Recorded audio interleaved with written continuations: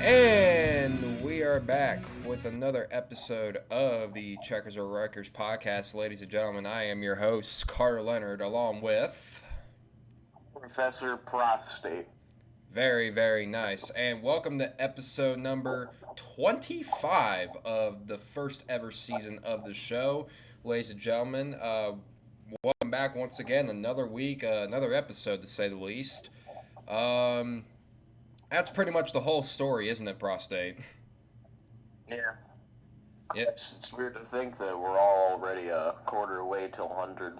I wonder what season it's gonna be. I wonder what year it's gonna be whenever we reach episode 100, if we reach episode 100. I would assume that it is closer than we think, but, right now we are at episode 25. We are halfway to episode 50, which I'm sure that will be in season 2. But let's get into the episode, ladies and gentlemen. First of all, we have Michigan to recap. NASCAR made its annual trip to the Michigan International Speedway in Brooklyn, Michigan this past weekend, and let's just say that both races were about as Michigan as it can get. And holy fucking shit, the cup race made me want to do things I cannot say. Oh, man. But let's get into the Xfinity Series race, first of all. And it was a very interesting race, to say the least. John Hunter Nemechek picked up his 5th win of the season as he continues his Xfinity Series points lead. And this is coming off the rumors of him possibly getting to drive the 42 car next year for Legacy Motor Club. So that just adds more fuel to the fire, I'm guessing, or something like that. But congrats to John Hunter Nemechek on winning that race. Yeah. Even though near the beginning of the race it was quite the controversial thing with him getting into the back of Ty Gibbs, which caused Ty Gibbs to get in the back of Sammy Smith, which caused Sammy Smith to get spun and then almost send Carson Hocevar onto his side, causing Sammy Smith to fall out of the race, Hocevar to continue somehow, some way. I find that amazing. Gibbs ended up getting second with John Hunter Nemechek winning the race, and quite the interesting fashion after, once again, Junior Motorsports sold. Yeah, I believe it was Josh Berry who actually won the pole for this race. Correct me if I'm wrong, yeah, but Josh Berry. And he actually was fucking whipping him the entire race. Correct me if I'm wrong. I believe he led the most laps. I could be wrong, or I might not be wrong. I'm not sure, but I know for a fact that Josh Berry was definitely one of the cars to beat, but oh so close, yet so far for the number 18 for Junior Motorsports. Yeah, I hope he gets there eventually. Yep, because it'd be a good way to send off for his last season at Junior. Yep, until he goes to Stewart Haas Racing to drive the 4 car next year. Right now, his main priority is trying to get himself into the Xfinity Series playoffs, which I have no doubt that he could realistically point his way in. But I feel like a win for Josh Berry's case would take all the stress off his shoulders, and it would automatically lock him in. Also, with him likely having to drive the 42 car in most foreseeable races. Yeah, indeed, because after Indy and Watkins Glen, because Mike Rockefeller's driving the 42 there, and for the Glen, he's probably gonna have to drive the 42 from Daytona and on, unless they want to pull Rockefeller back for the Roval. But it's just gonna be a real damn mess for Berry going throughout the rest of the season. Well, at least he's getting some next-gen Cup experience before he has to go do full-time duties next year. So, but going back to John Hunter Nemechek, once again, another impressive performance by him, his 5th win of the year. Between him and Austin Hill, I think John Hunter Nemechek absolutely has the edge when it comes to being the Xfinity Series championship favorite. So there's no doubt about that. So congrats to John Hunter Nemechek. Now we Nemechek just has drivability, and I hate to say it, I don't like the dude, but he knows how to fucking drive. Yeah, say what you want. The dude's a hell of a talent, man. He is deserving of another cup ride when he eventually, probably next year, when he gets back to that series. But now let's move on to the Cup Series race, and this Cup race was marked by weather. Now, from my standpoint, I was not able to view the Sunday portion of the race, which was actually the first 74 laps, which was not even halfway of the race, considering the race was 200 laps, and the rain came in and postponed the race to Monday afternoon, which I was able to see.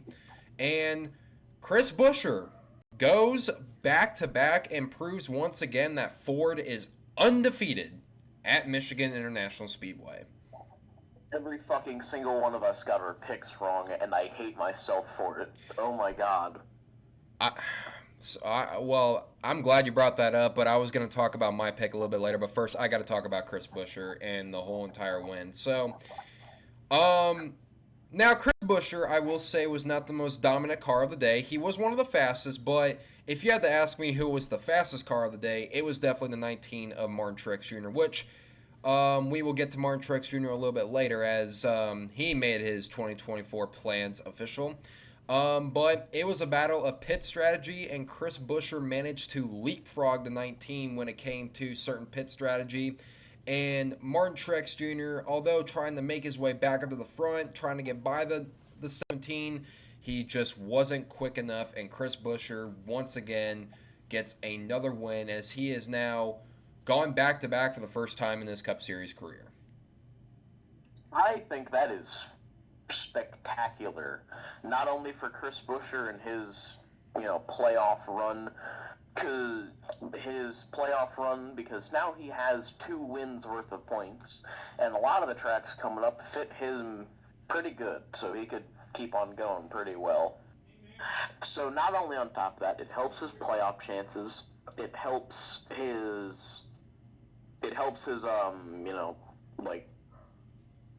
mental state, kind of, it makes him feel better, but it also fucking helps Roush so much.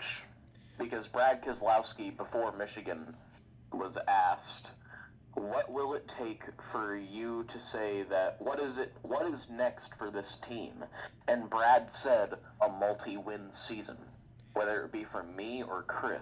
And he got it. And Buescher went out and fucking did it.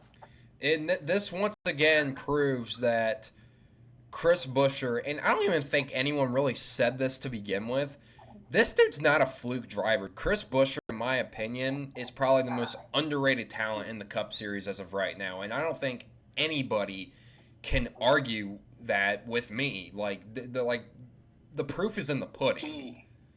He was wallowing out in front row motorsports cars whenever he first got in the Cup, and he was wallowing in those front row cars as they were getting out of their start and park era. Because Front Row started as just another start and park team, and have now become Daytona 500 champions. They're just pretty good.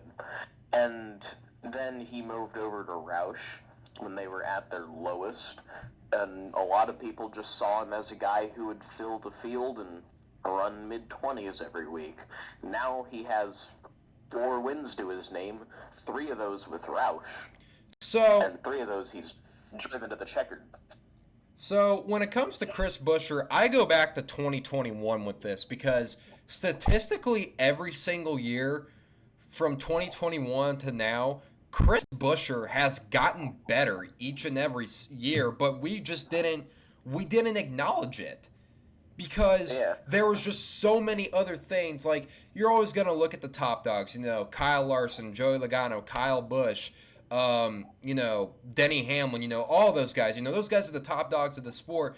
But when you think of, like A-tier drivers, because, those guys that I mentioned are pretty much S-tier drivers. But, when you look at A-tier guys, Chris Buescher just wasn't on that list, but as of right now, I'm gonna add him on that A tier list. Yeah, like in 2020, everybody just kind of saw him as another guy. But in 2021, especially at Homestead, when he was battling Briscoe for that stage win at Homestead, and got that stage win, and was running really good that entire race, I think that's when it kind of clicked. Hey, this guy is pretty fucking good. And I'd say 2021 was just the worst year for Roush, because you had Newman in his first full-time season back from an injury, except for the season prior, and then changing cars the next season, and just everything going on at that time. A lot of guys around them leapfrogging up and stuff, 23-11 becoming a really good team. It just kind of looked over for Roush. Yeah, and then... They're back. Oh, I'm glad you brought up 2311. I'm going to rant about them here in a second. But, so, if y'all didn't see the episode last week, and Prostate just mentioned that we pretty much got all our picks wrong when it came to both Xfinity and Cup. But my pick nearly got right. My pick nearly won the goddamn race, and that was Tyler Reddick, because I thought the week before was Richmond, and Tyler Reddick had one of the best cars, and he was the one that messed up his own finish. So I was like, okay, he's going to shake it off, and then he's going to go back next week. And during the green flag pit stops, which pretty much was going to be at the end of the race, which was going to decide the race, no caution came out at the end. Tyler Reddick, okay, stop, and he probably would have came out like second or third by the end of the race. Reddick leapfrogged the 17 off pit road. Now, it looked like that Reddick probably stole this win away, but 2311 pit crews go, no. I cannot tell you how upset. He got on the backstretch and he came over the radio and said, "There's a vibration in the car. There's a vibration in the car," or something like that. And his spotter said, "All right, it's fine. Just keep on going."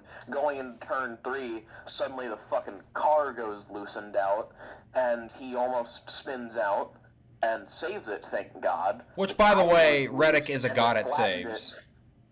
Yeah, Reddick comes over the radio and says, "How the fuck do you guys keep fucking doing this?" Yeah, my fucking God. And 2311 rate. I've said this before. I've said this before with 2311 racing. Speed is not the problem with this team. In my opinion, both cars as of recently have had race-winning speed. The problem is they make too many mistakes, mainly on pit road. I think Tyler Reddick, in my opinion, is a generational talent in the Cup Series. Yeah. And, 2311 Racing, who I think both... Okay, so what's great about 2311 Racing and Tyler Reddick, both of them are on the rise. Both of them are very similar when it comes to their rise up in the Cup Series. But the problem is, one's doing what they need to do, that being Tyler Reddick, and 2311 Racing, they keep messing up. Like, I cannot tell you. See, if I'm Tyler Reddick right now and I'm looking at the finish of this Michigan race, I'm even more pissed off, because imagine had that lug nut on that right rear wheel. Like, imagine if that had been in place. There's a good possibility that Reddick could have walked away with the win. So if I'm Tyler Reddick, I'm even more upset. Yeah, if I was Reddick right now, I would be pissed off, and I would be searching for over the fucking right rear, searching for the dude whoever puts the fucking rear lug nuts. And Tyler Reddick came on the having a word with his ass. Reddick came on the radio and said, "You guys just looked at it and just said, yeah, it's fine." Like, no, What happened? no. What happened was the dude stuck the lug on, he tightened it up, quote unquote, and then backed off, and the jackman unjacked the car and got up, and then the dude who was putting the lug on threw his hand up and got down, and then immediately got back up as the jackman was going down. They fucked up big time on pit road, and they still leapfrogged the 17 by a considerable margin, because by the time Reddick was saving it and was spinning out, when he saved it, he was in, like, what, entry of 4, middle of 4? Right around there, yeah. The fucking 17 was entering turn 3. Meaning, and the closing speed when the cars kind of came up on each other wasn't the greatest. Meaning, Reddick likely steals a win at Michigan and breaks the 4. And I will admit, like, so besides, besides rooting for Kyle Busch, I'm also a big Tyler Reddick fan. I have been since his days at Junior Motorsports. But this season for Tyler Reddick, besides him winning at COTA, it's not been that great of a season for him. Yeah. Because I could have recalled multiple times where, okay, let's look at the past few races and see how many mistakes either Tyler Reddick or 2311 Racing has made. Had those mistakes not happened, it's entirely possible that Reddick could have 1 to 2 more wins by now. Yeah, he'd be sitting fucking happy in like 3rd or 4th in the points. So I don't think the finishes that Reddick has had since like early June, because before Pocono, Tyler Reddick's last top 5 was at Charlotte, and during those races, from Gateway to oh god, what was the race before New Hampshire? Atlanta. Reddick didn't have a single top 20 finish. And the funny thing about his last top 5 being at Charlotte is he fucking took the wall down at Charlotte. Oh, yeah. Coming off the floor, he slides up and nails the wall, comes back with a goddamn power run with Bubba Wallace, and both guys finished pretty well in the top 5. Yeah, and this doesn't go for Tyler Reddick. This just goes for both 2311 Racing teams.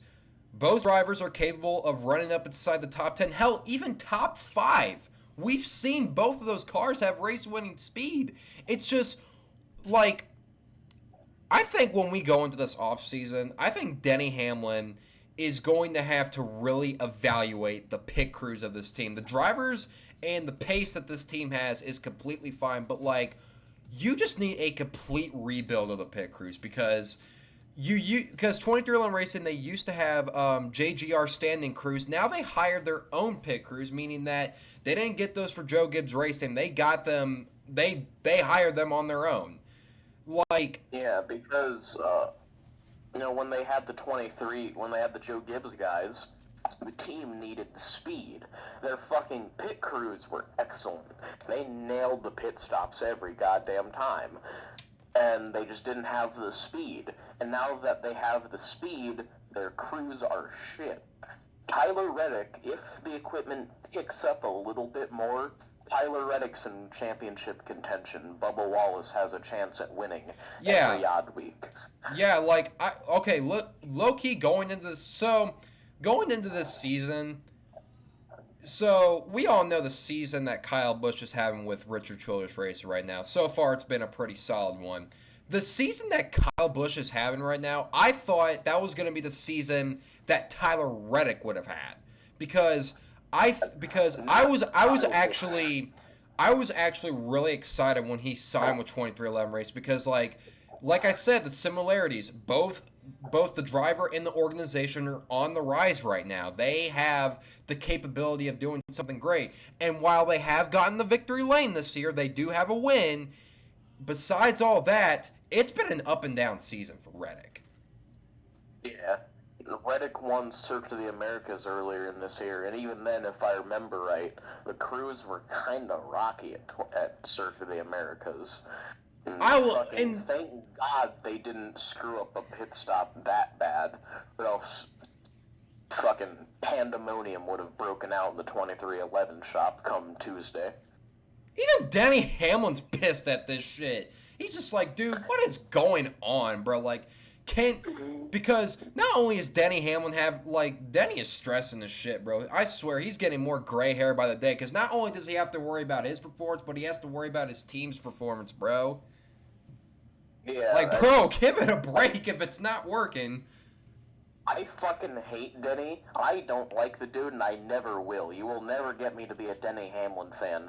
But you kind of gotta feel bad for the guy. I mean, he has a team that can go out and fucking win a race every week and potentially win a championship.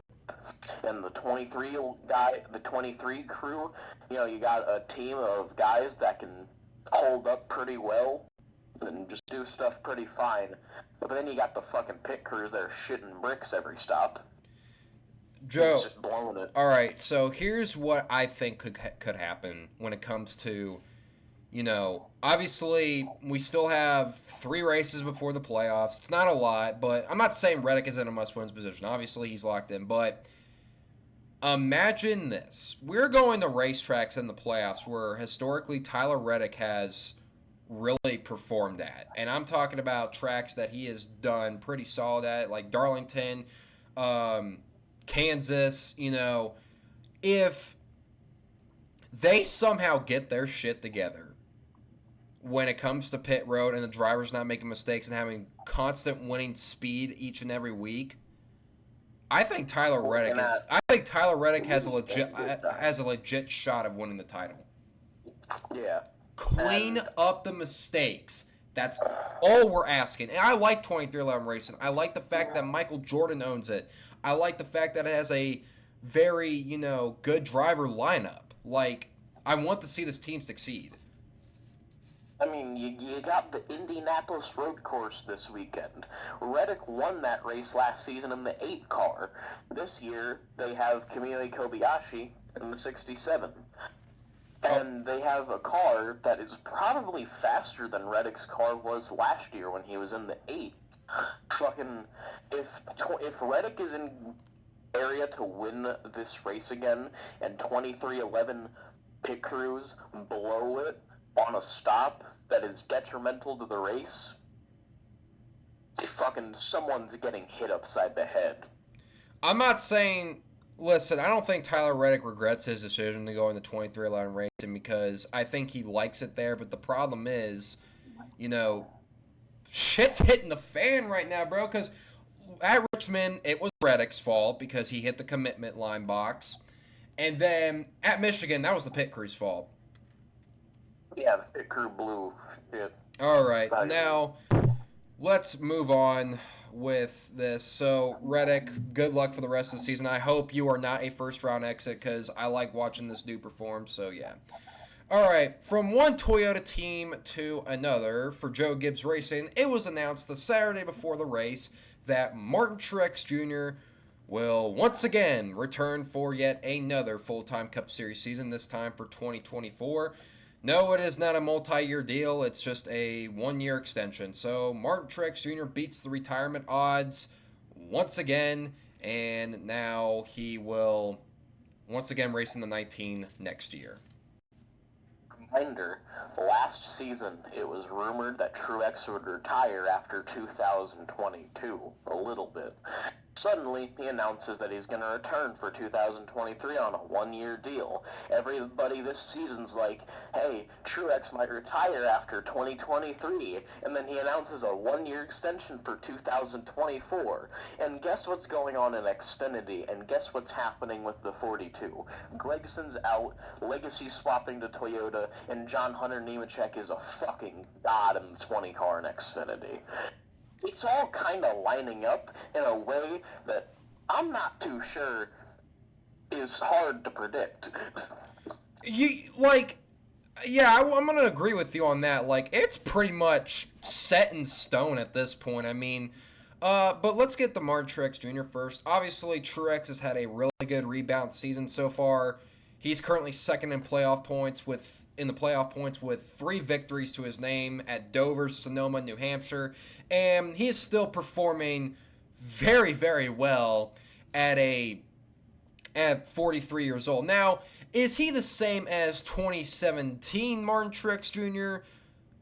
Probably not, but Truex still has the capabilities of getting it done, and I'm not gonna lie, I was actually leaning to the point to where Truex was probably going to retire, considering what he said after the New Hampshire race about the whole boat thing and how he misses time with family and all that. I even made a video on the channel about that, and I was very curious to see, what Truex's what mindset he was actually in at that time. But it's a repeat of 2022, and he's gonna return for yet another season. So, You mentioning Truex's 2017 season, flashback to 2021. Kyle Larson has just fucking eat the field right up, and it's Phoenix. Larson isn't doing the best in Phoenix. He's rocking the second place. He's closing up on Truex, but Truex is still ahead of Larson. Truex is in the championship 4 and holding off Larson. Truex was not the same in 2021 as he was in 2017, but he came damn near close to winning a championship. And he likely would have won that championship if David Starr didn't drop a fucking brake rotor on the dog leg. Oh yeah, I remember that shit. Yeah, I was kind of sad for Truex, but I was also happy because I'm a diehard Larson fan. Yeah. So, it was a mix of aw man and hell yeah. And watching Larson win that was cool as hell, but I still feel bad for Truex.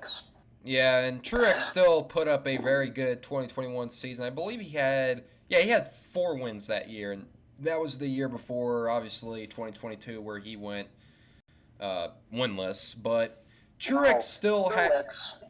If you count the Clash, Truex has 4 wins this season, all before the playoffs.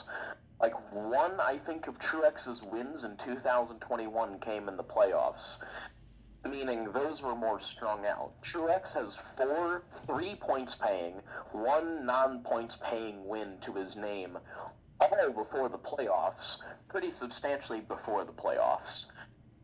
I still think on another fucking level. Martin Truex Jr., as of right now, obviously he's not getting younger. Obviously he's not getting any younger, but, like I mentioned earlier, the dude still has what it takes to get it done on a weekly basis. And, he's, as of right now, he currently sits in my championship 4 picks because, the dude is just, he still performs at a very high level. But now we're going to have to play this guessing game again when it comes down to next year. It's going to be the same thing 3 years in a row. Is he going to retire or is he going to stay? We don't know at this point, but for right now, Martin Truex Jr. announced that he will return for 2024. But going back to you mentioned the 42 car for Legacy Motor Club. That was going to be our next topic. And, Jordan Bianchi of The Athletic announced yesterday that Noah Gragson and Legacy Motor Club parted ways after the recent indefinite suspension of Noah Gragson after liking an offensive meme on social media. But Jim Utter came out and said, no, they didn't part ways just yet. No, this. But earlier this morning, they have officially parted ways, and Noah Gragson actually requested for him to be released. Requested for him to be released from his Legacy Motor Club contract to focus on himself and, go through the sensitivity training, I'm assuming, that he's taking. So, yeah, the days of Noah Gragson in the 42 car are now officially over. Thank fucking God. Not only is this... I'm tired of him. Yeah, I know how you feel about Noah Gragson, but, a lot of people, obviously... So I was waiting all week to really talk about the whole Noah Gragson situation, because I wanted to make a video by itself, but I was just like, nah, I'm going to talk about it on the podcast, considering that it's better that way. Yeah. But... when it comes to Noah Gragson, I definitely do believe that he deserves a second chance in NASCAR. I definitely believe that he will be back in a ride But as for who that's gonna be, I don't know. I don't see an open cup ride for him right now. A lot of people are gonna be. A lot of people are gonna jump the gun and say, "Oh, well, the 31 for Carly Grayson, that's open." Honestly, if you ask me, that's more of an Austin Hill ride than anything as of right now, because Austin Hill. Just make the 31 what the 16 was and run that as like a car that's part-time but full-time with part-time drivers. Because and guys like Austin Hill, Chandler Smith. Because if you look at Austin Hill compared to Noah Gragson, Austin Hill actually has consistent sponsorship from Bennett Transporting. I still believe he has some sponsorship from United Rentals. Correct me if I'm wrong, but compare him to Noah Gragson. Majority of Noah Gragson sponsorships, besides Wendy's and maybe a little bit of Black Rifle Coffee, Noah Gragson does not have a lot to fill in a full-time season in the Cup Series. So I think the 31 for Collie Grayson is off the table. Even then, what was it? Black Rifle was more or less a Ty Dillon sponsorship, if you think about it. Yeah, because they were there before Noah got there. For the 2020. Yeah, they sponsored him for his run for the 2021 Daytona 500, and then they joined him when he went over to Petty GMS. Which, by the way, a few guys. Which, by the way, although we're not sponsored, I will say Black Rifle Coffee makes actually really good coffee. I will say that. So, shout out to them. I have not drank coffee in a while. It's not bad coffee if you really taste it, but really caffeine. I'm not really a coffee kind of guy. Understandable. It's an acquired taste, but no. Going back to Noah Gragson for a second, again, who's really gonna give him that chance? But I'm going to compare this situation. I think, shout out to Eric Estep. He made a good comparison because I watched his video on this on this shit. He mentioned Matt DiBenedetto, how DiBenedetto, he didn't get, he got himself some bad publicity after what he said at Phoenix in 2021, but he managed to find himself back into a ride in the Truck Series. So maybe that's something that can happen to Noah Gragson, possibly. Yeah, perhaps. But I hope it's not in Cup, because Gragson, it might be the equipment, it might be him. I think it's a mix of both, but I think it's mainly him.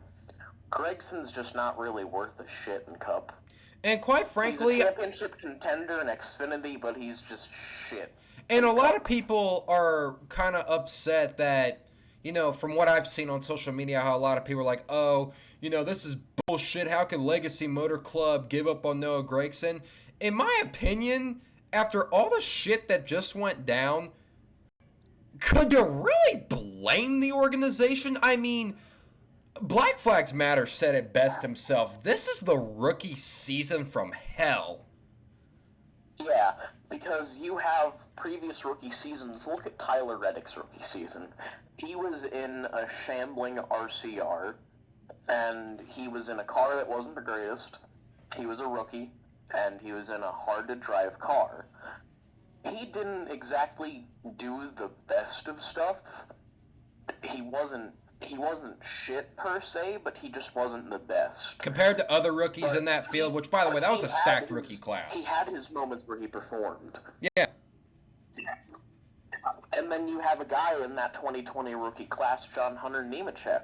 Look at what Nemechek's doing. He's probably going to go out and win himself an Xfinity title this year, and would have won the truck title if he didn't settle. Yeah.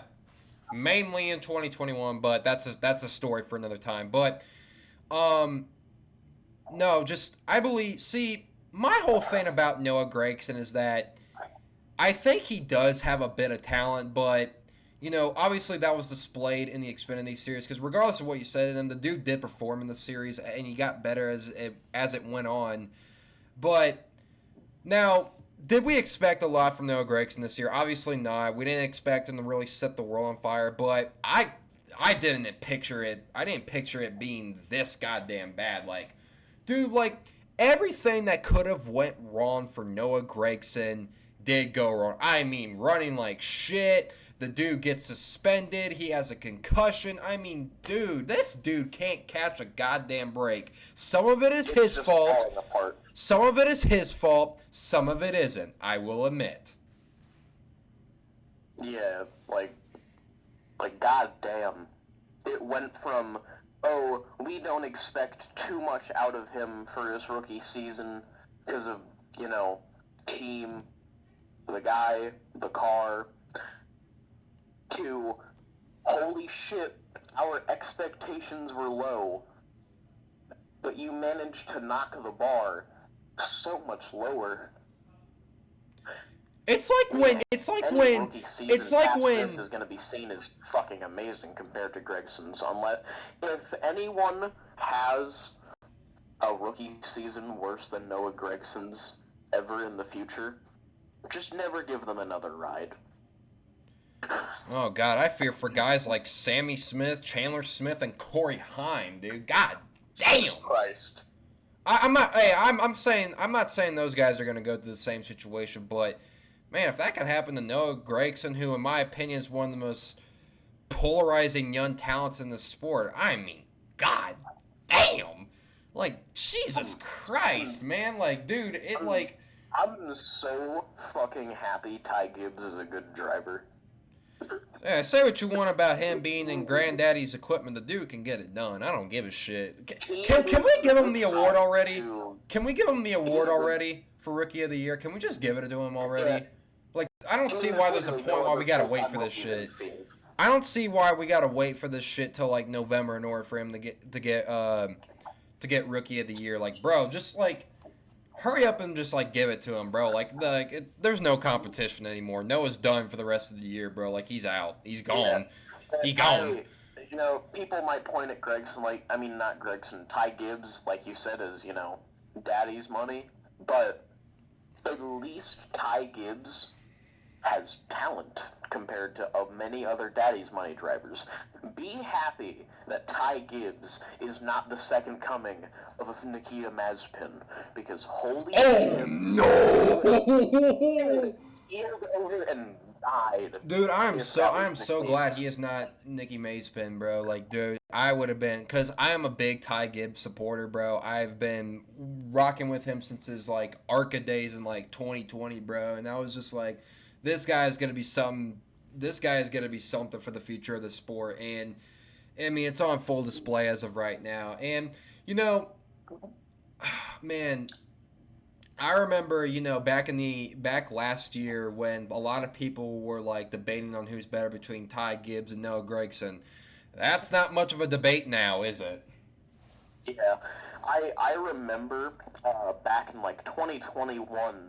After Ty Gibbs won in his debut Xfinity race at the Daytona Road Course, people were, one guy especially, who I will not name, who was a big Noah Gragson fan that I know, that my friend and colleague here also knows, was asking, why don't they put Ty Gibbs in a truck? Why don't we have Ty Gibbs in the truck series? He needs a season in trucks, because if he doesn't, he's gonna suck. No, we don't. Blah, blah, blah, blah, blah.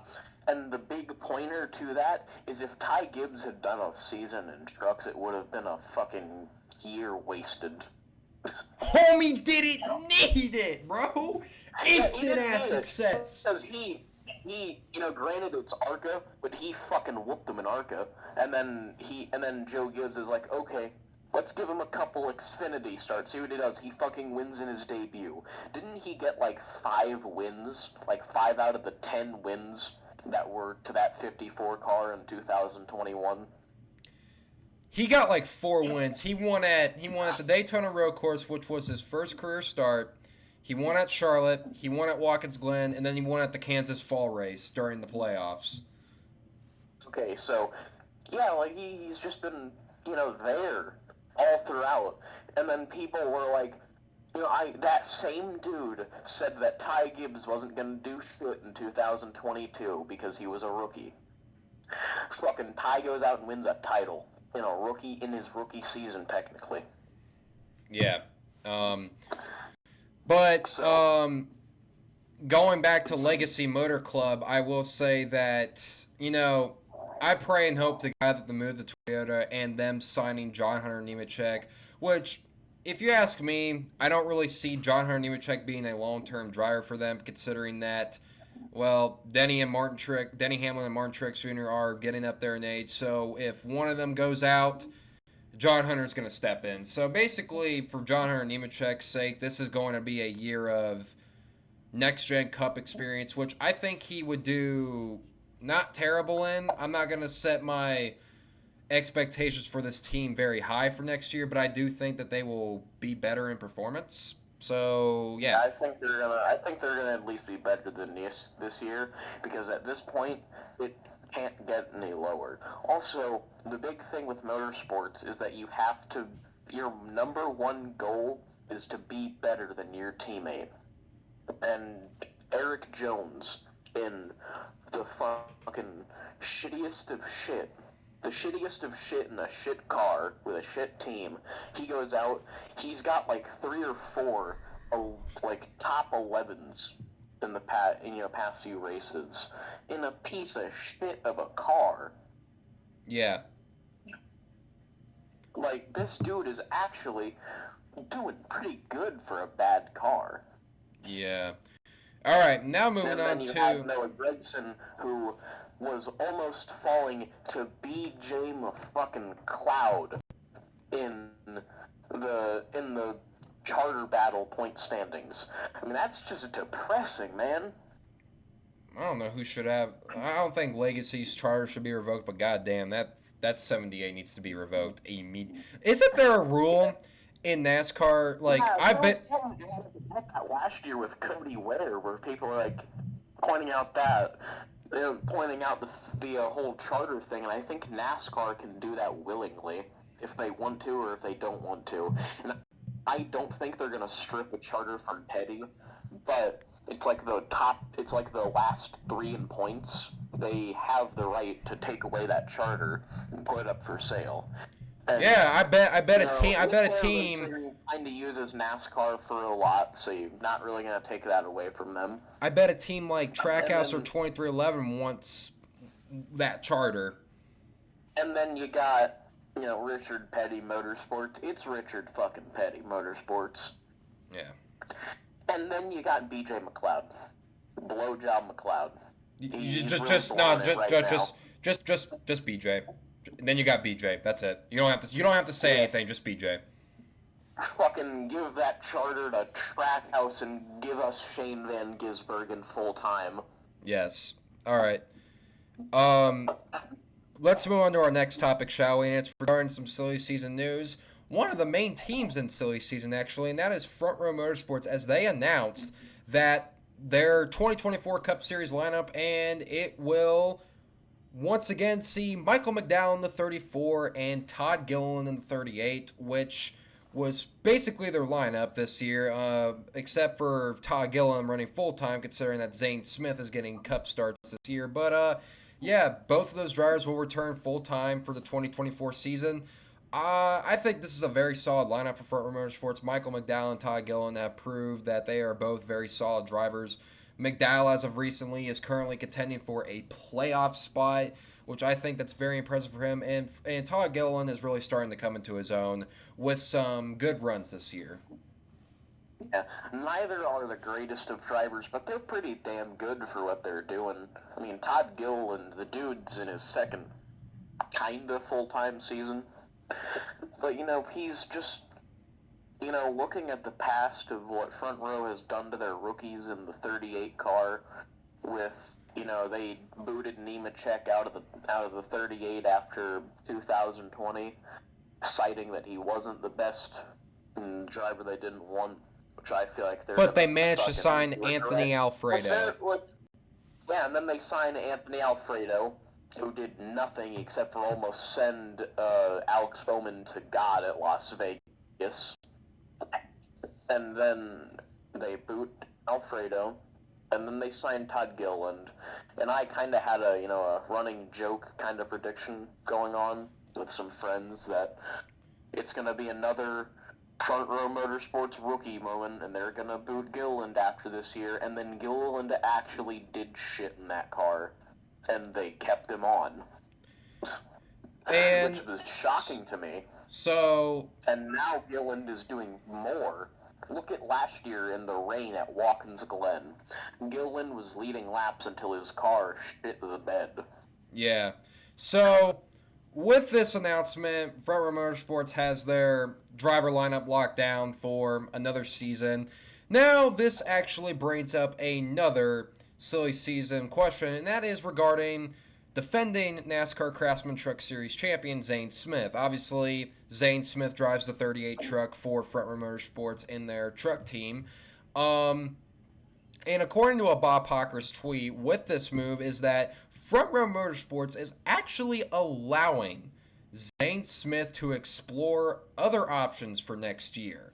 So, what does that mean? Now, in my honest prediction, I don't see him leaving Ford.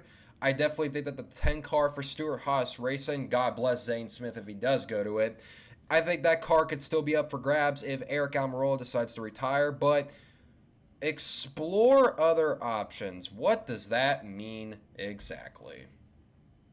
Well, I think personally that they see Zane Smith as a really fucking good driver, because he is a really fucking good driver. He is. You know, he's a generational talent. He's the best prospect in the sport as of right now.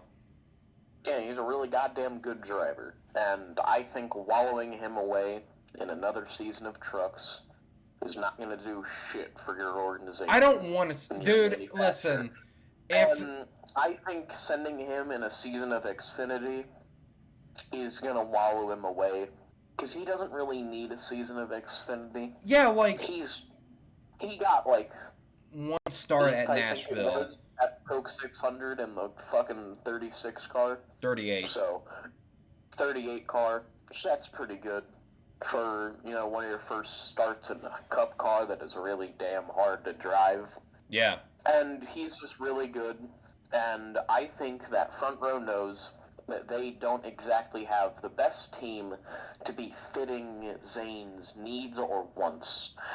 And so they're kind of giving him that option to go out and search around, and maybe Front Row could kind of do what Trackhouse is doing with the Xfinity side of Colleague. And if Zane ever wants to go and run an Xfinity or truck race for whatever reason, they'll give him up that, and they'll just work with him whenever needed.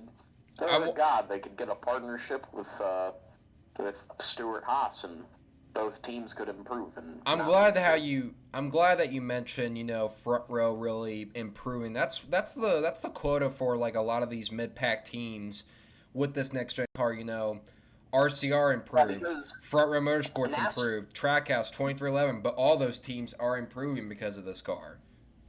Yeah, because NASCAR, you know, went out and made the next gen to kind of even up the competition, make everyone work together better, and strengthen ties between everyone, and just kind of even up the pack a little bit.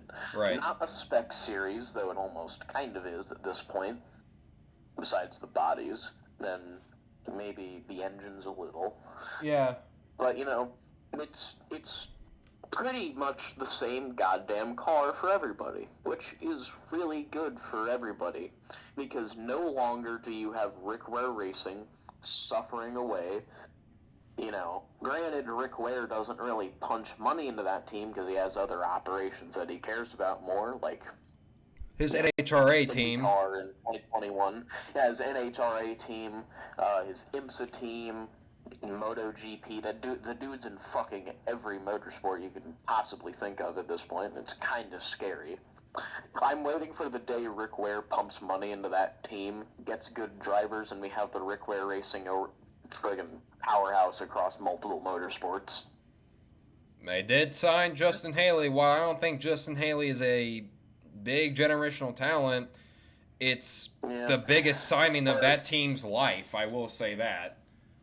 Yeah, but, you know, they went out, NASCAR made this car to kind of even up everybody, because in 2021, you know, when Trackhouse became a team, everyone just kind of saw the team as another mid-pack team who wasn't going to do shit ever, was going to, you know, just run mid-pack, because not many people, hate to say it, saw much in Suarez at that time, because he got booted from the 19, went to the 96, left the 96, went to Trackhouse, and then sucked ass for 2021 for the most part.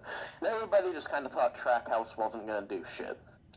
And then they buy out Chip Ganassi and sign Ross Chastain, time it perfectly with a next-gen car, and now they're a fucking championship contender.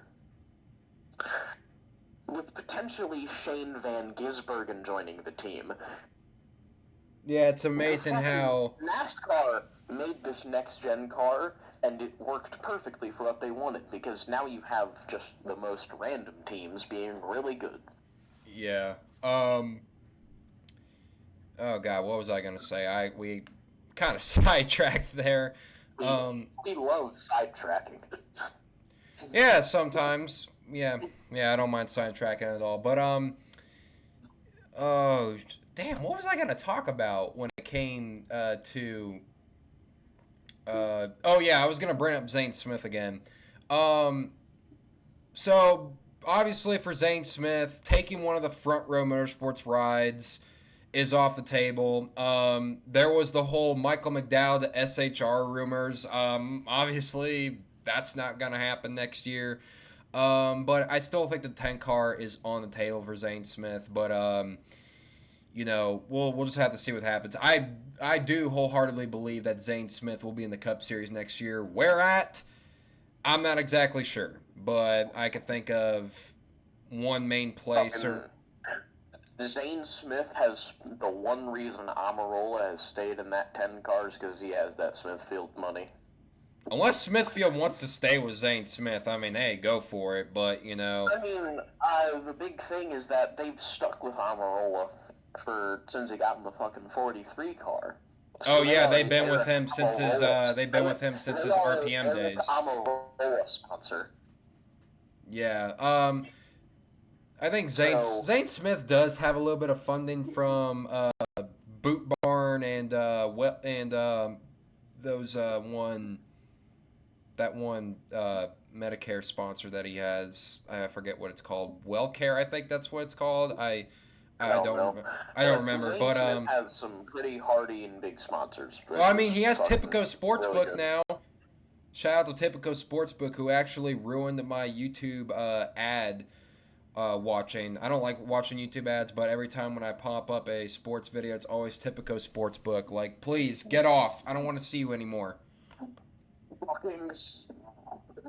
Yeah, just, yeah. All right, now moving on to our next topic, and then we will get into the final, which is race picks for Indy. This weekend is seeing a lot of international drivers in NASCAR Cup Series race at the Indy Road Course. You got Shane Van Gisbergen for Trackhouse. You got Brody Kostecki for RCR. Kameu Kobayashi for 2311 Racing. It wasn't scheduled, but you could technically count Mike Rockenfeller for the 42 car. And you also have, I was going to say Connor Daly, but Connor Daly is not going to be in this race. But yeah, some pretty big international names when it comes to the Cup Series race this weekend. Gisbergen is, of course, from New Zealand. Brody Kostecki is from Australia. Kamui Kobayashi is from Japan. And Mike Rockenfeller is from Germany. Now, all those guys have really... One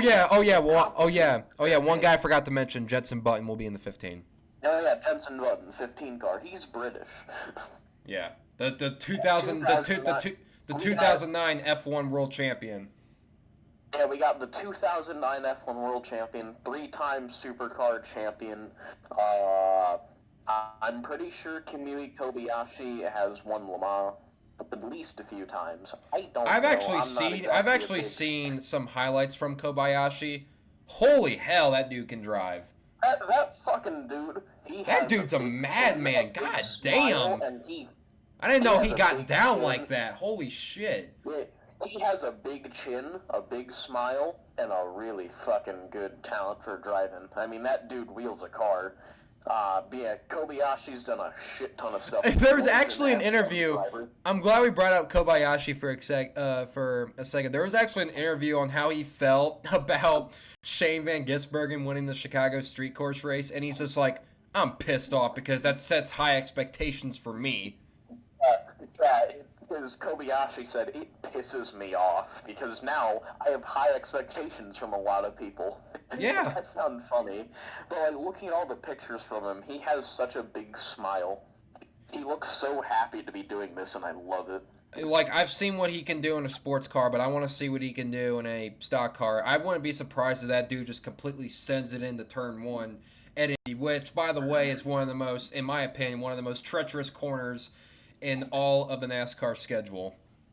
Oh yeah, that reminds me, with the restart zone, NASCAR may or may not do single-file restarts for the Indianapolis road course, and on top of that, last season and in 2021, and in 2020 when Xfinity did it, they had the restart zone coming onto the front stretch, because you run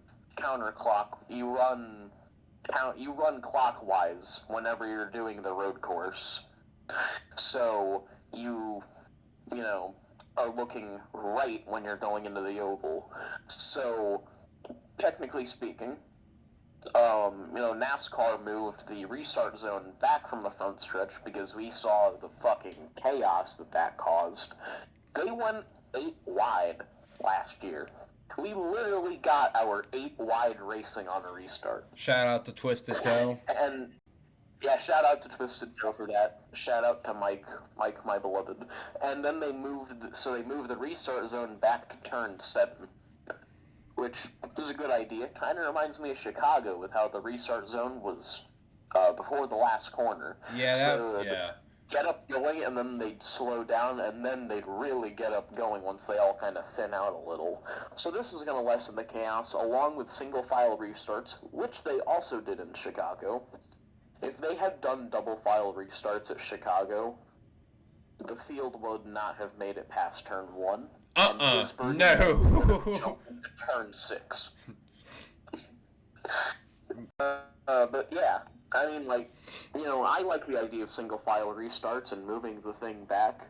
A lot of people don't like that move, thinking it's a dipshit kind of thing, but looking at it from a wider perspective, we're not going to have Ross Chastain shooting around the access road this time around. No, definitely not. No, we're not going to have that. So, everything's going to be A-okay now, hopefully.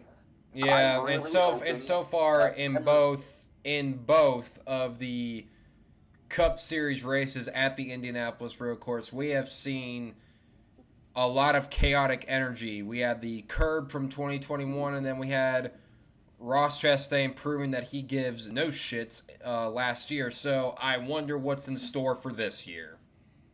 Just in general, just the racing was fucking chaos. Yeah. So, I wonder what's going to happen this year. I can't wait for BJ McLeod to lock up the brakes going into turn 1 and fucking pinball the international drivers. Yeah, that's just going to be... Jesus Christ. Yeah, they're just going to be like, damn, is this how y'all get down every week? God damn. This also reminds me mentioning BJ McLeod. I don't know why, probably from one of my recent Twitter posts. Chase Elliott's kind of in a bad fucking spot because he blew a tire and nailed the wall at Michigan. He has 2 road courses that, from his experience, he's been pretty shit at Indianapolis for the most part, I'd say.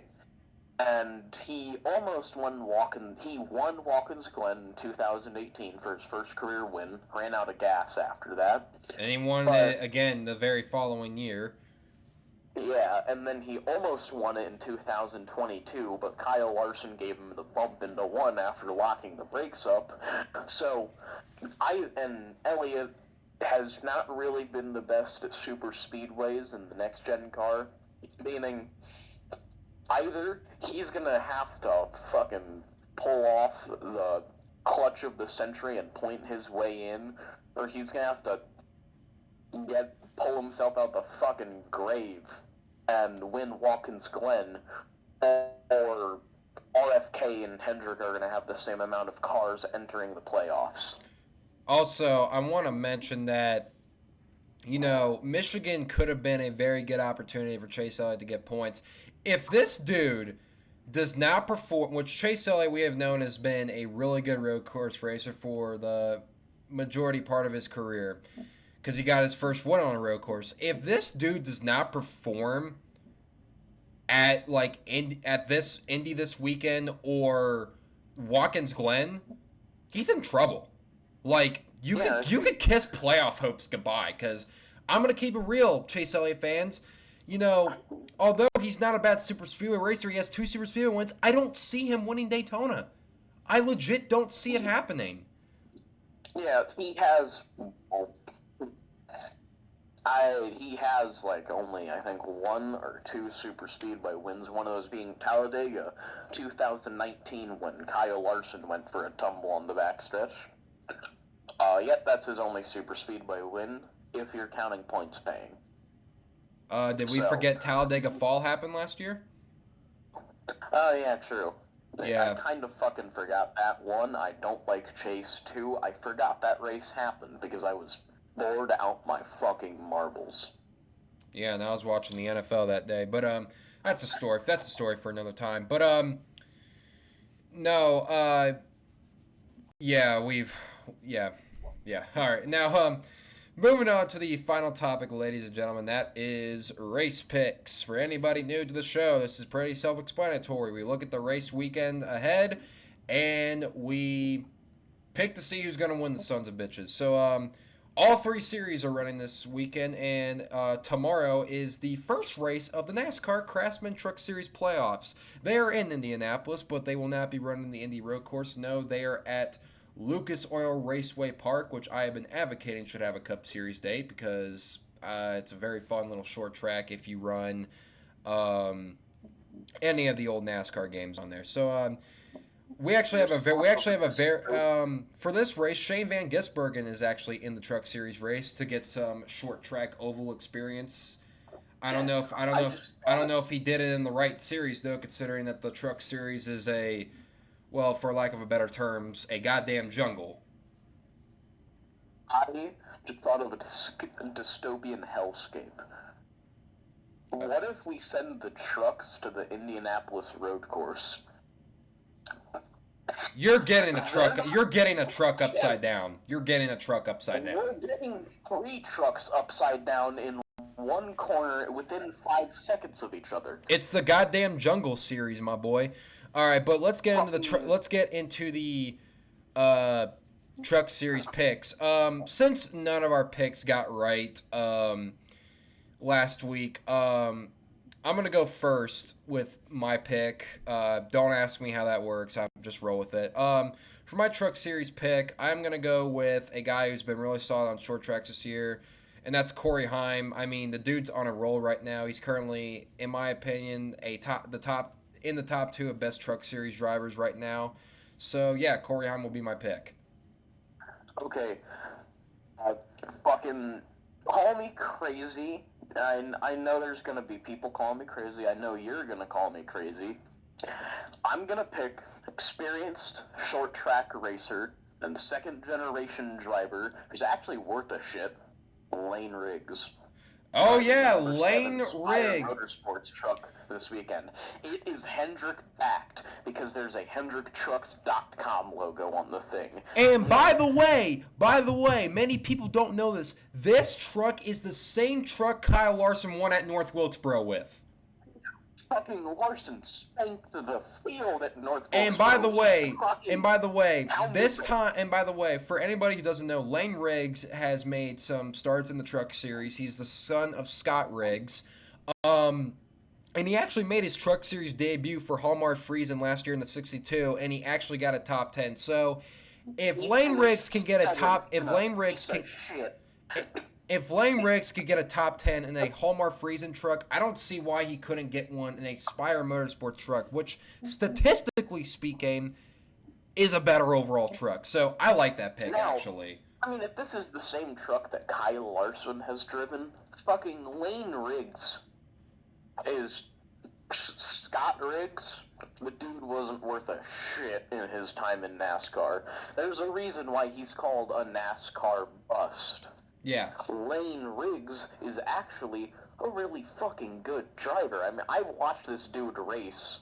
He picked up a win for Kevin Harvick Incorporated at Caraway, which is a short track, and then got disqualified for a issue with the car that, mind, did not affect performance. This dude straight up out fucking drove Carson Cavapo and several other guys, and then he was running good at Hickory Speedway for the Cars Tour, throwback race, and he was in the 62 for Kevin Harvick again.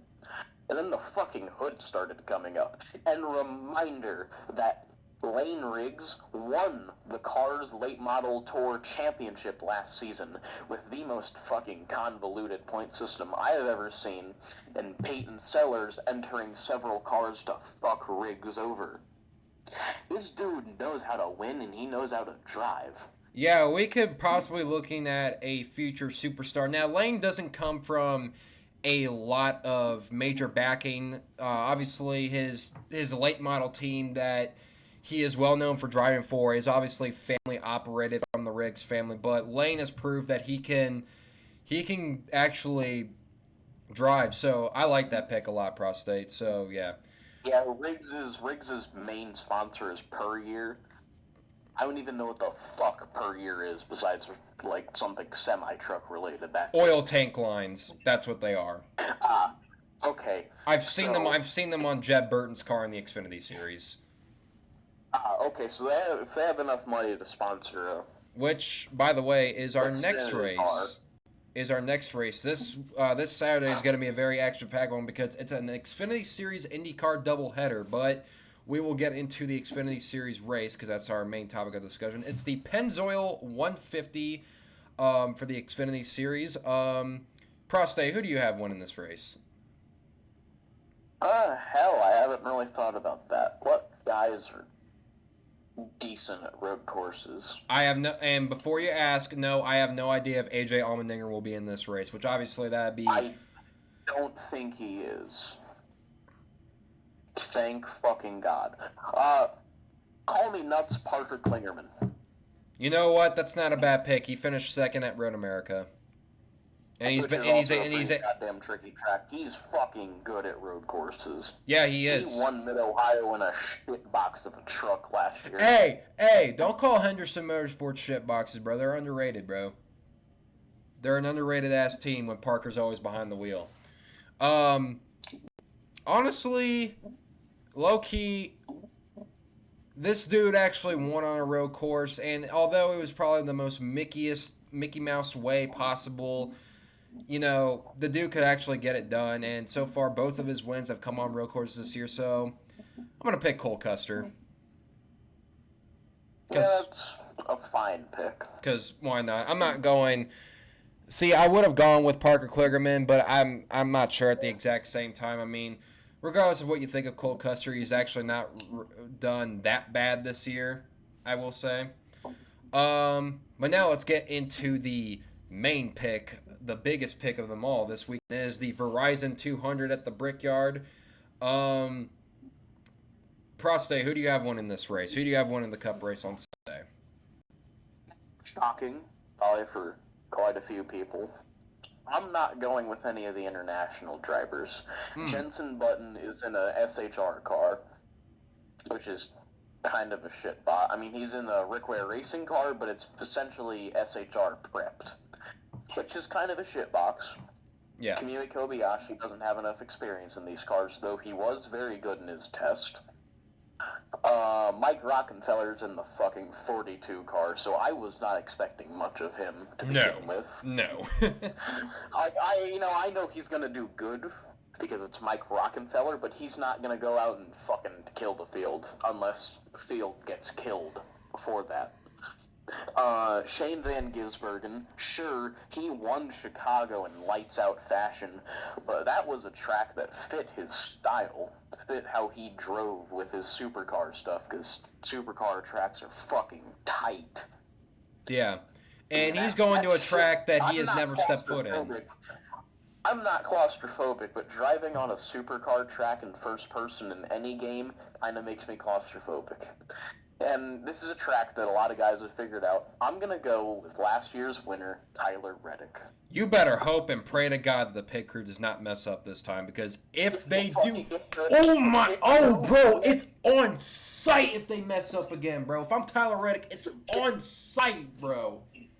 I want smoke. Messes up. If the pit crew fucks up, I hope Reddick does a Junior Johnson and jack swings someone. I hope the guy does, bro. If I'm Reddick, I am... If they cost Reddick a win at a track that he's really fucking good at... Oh, my goodness. I hope he beats someone over the head with that tire. Or that pit gun. Because, like, fucking hell. Oh, my God. Man. And bro... Reddick could have won the Chicago Street Course, too. I'm just now realizing that.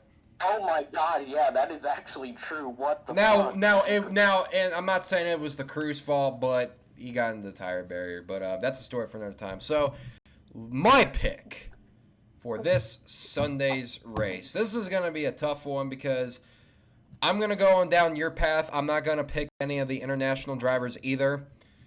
While I would have a lot of faith in Shane Van Gisbergen of getting it done, I just don't know if that's going to happen. I don't know if Kostecki or Kobayashi, I don't know if they're going to have that, getting that done per se. I mentioned Kostecki. Kostecki's in a RCR car, so sure that's a good team, but he's not experienced in these cars enough for that. Yeah, so for my pick for the Indy Road Course, this is definitely a hard pick. This dude was also fast at the Chicago Street Course, but actually got caught up in the big pileup, which actually ended his race. And he nearly could have won last year had it not been for some engine trouble, I believe. I'm going to go with Christopher Bell. That's a good pick. He is a solid. He's actually proven to be a solid road course racer, and so far the Indy Road Course has had some very clutch moments in recent memory. And so far, and as of recently, Christopher Bell, mainly last year in the playoffs, has been that clutch guy. So I would not be surprised if the 20 car takes another dub from Indianapolis Motor Speedway, just like old times. So yeah, Christopher Bell is my pick this weekend. Yeah.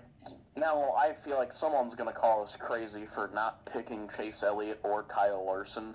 Now, granted, Elliott wasn't doing much last year, and Larson wasn't really doing anything until he shit his brakes out of the car and flew into Ty Dillon. Right. So, I don't really see either of them doing much. I love Larson, but